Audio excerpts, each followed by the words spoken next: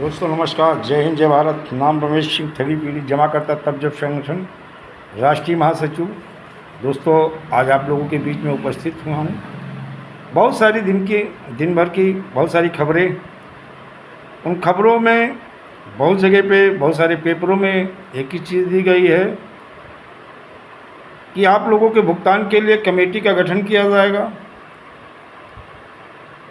और कमेटी का गठन करके जो जांच करेगा, जांच करने के बाद में कार्रवाई करेगा, भुगतान कराएगा। दोस्तों इसके पहले भी बहुत सारी कमेटियां बनी हैं, चाहे वो लोहड़ा कमेटी हो या अन्य कमेटियां हों। इन कमेटियों का गठन करना और ऐसा आश्वासन देना, ये राजनीतिक पार्टियों के नेताओं के चरित्र को दर्शाता है कि आश्वासन दे देते हैं।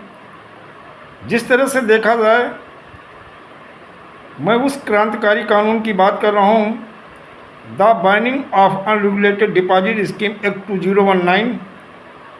ये कानून क्या किसी संगठन ने नहीं बनाया था? ये कानून हमारी राजनीतिक पार्टियों ने ही, वर्तमान सरकार ने, माननीय प्रधानमंत्री महोदय ने बना करके पार्लियामेंट से ये बिल पास हुआ।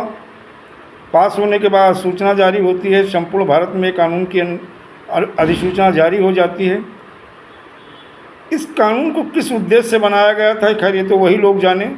लेकिन जो इस कानून में, क्रांतिकारी कानून में जो प्रावधान है, उस प्रावधान के हिसाब से हर पीड़ित जमा करता, चाहे किसी कंपनी का हो, चाहे ठग कंपनी या क्रेडिट कोऑपरेटिव सोसाइटी का, समस्त कंपनी और क्रेडिट कोऑपरेटिव सोसाइटी के पीड़ित जमाकर्ताओं का भुगतान एक टाइम बाउंड में सुनिश्चित कराता है। और ये कानून मेरा नहीं बनाया हुआ है, न किसी संगठन का बनाया हुआ है।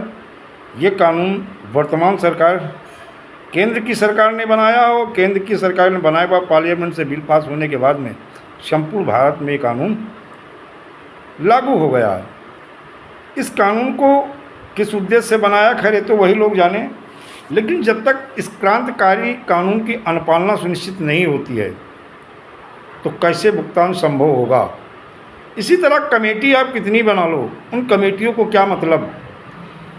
जब आप कमेटी बनाने के बाद में, लोहड़ा कमेटी का गठन सन 2016 में करते हो और आज तक उस सुप्रीम कोर्ट के ऑर्डर के बाद में, लोहड़ा कमेटी के गठन के बाद में PACL इंडिया के पीड़ित जमाकर्ताओं का क्या भुगतान किया है?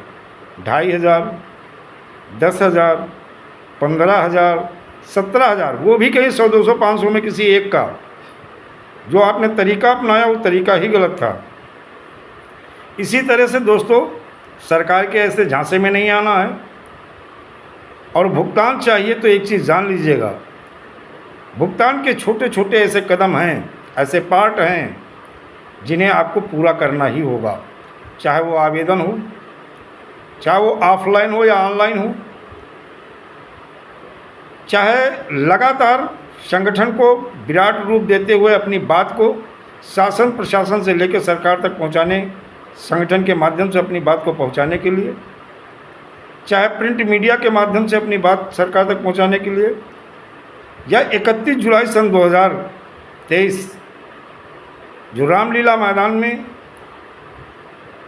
शहीद आज़म उधम सिंह का दिवस जो मनाया जा रहा है, वहाँ पहुँचने का हो।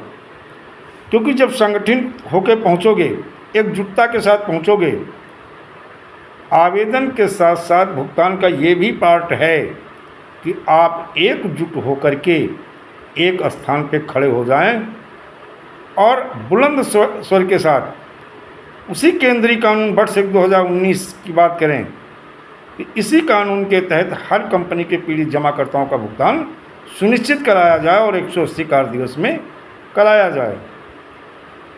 जब आप सारे लोग एकजुट होकर इस बात को कहोगे तो सरकार को मानना भी होगा और सरकार को करना भी होगा। कमेटी गठन करना, ऐसा आदेश कर देना या कमेटी का गठन कर देना, ये महत्वपूर्ण बात नहीं है।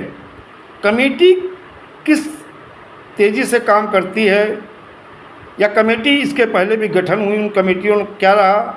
बाद में उन कमेटियों ने कहा मुझे, मेरे पास तो वो अधिकार ही नहीं है जिन अधिकार के तहत इनकी प्रॉपर्टी को फ्रीज करें और सेल आउट करके हम आपका भुगतान करें। बहुत सारी ऐसी चीज़ें हैं।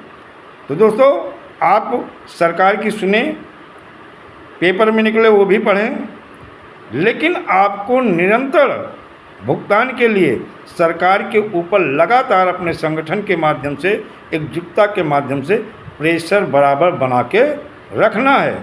क्योंकि अक्सर हम कहते हैं ये राजनीतिक नेता हैं, ये गिरगिट से भी कहीं जल्दी अपना रंग बदल लेते हैं, तो बहुत ज़्यादा भरोसा करने की ज़रूरत नहीं है। जब तक आपके अकाउंट में पैसा क्रेडिट ना हो जाए तब तक आप इस जंग को जारी रखिएगा। और जब संपूर्ण लोग कंपनी, संपूर्ण क्रेडिट कोऑपरेटिव सोसाइटियों का भुगतान हो जाए तो संगठन के जो मूल उद्देश्य हैं, ठग मुक्त, बेमान रहित राष्ट्र और राज्य जिला स्थापित करवाने के लिए फिर आगे बहुत बड़ी लड़ाई है। लेकिन भुगतान को लेकर के जैसे कई ऐसे आदेश मैंने शासन प्रशासन के पढ़े हैं कि सर्फ काटने से उसे राज्य आपदा कहा जाता है। राज्य आपदा घोषित करके उससे परिवार को मिलना चाहिए, ज़रूरी है, परिवार को एक राहत दी जाती है। उसी तरह से देखा जाए हिंदुस्तान में 42 करोड़ पीड़ित जमाकर्ताओं में से 5 लाख प्लस पीड़ित कार्यकर्ता जमाकर्ताओं ने आत्महत्या कर ली है। इनके जीवन तबाह हो गए हैं, इनके परिवार पूरे के पूरे तबाह हो गए हैं। आज तक राज्य सरकार हो या केंद्र सरकार हो, क्या क्षतिपूर्ति राहत कोष बनाया है? क्या पीड़ित जमाकर्ताओं को क्षतिपूर्ति राहत कोष से आज तक राहत दी है? ये भी देखने वाली चीज़ें हैं। और एक चीज़ है, जिन कंपनियों के पास इतनी संपत्ति है कि बेच के उनका भुगतान किया जा सकता है, जिन कंपनियों के पास संपत्ति कम है, देनदारी ज़्यादा है, तो उसके भी बहुत सारे रास्ते हैं। हमारे कानून में भी व्यवस्था है और आने वाले वीडियो में आपको बताएंगे कि जिनके पास उतनी संपत्ति नहीं है उसका भुगतान किस तरह से हो सकता है, वो भी बताएंगे। लेकिन दोस्तों ये कहेंगे, अगर आपको वीडियो अच्छा लगे तो ज़्यादा से ज़्यादा लाइक और सब्सक्राइब करें। और 31 जुलाई सन 2023 शहीद आज़म उधम सिंह की जयंती पे सारे लोग रामलीला मैदान के लिए प्रस्थान करें। दोस्तों जय हिंद, जय भारत, वंदे मातरम।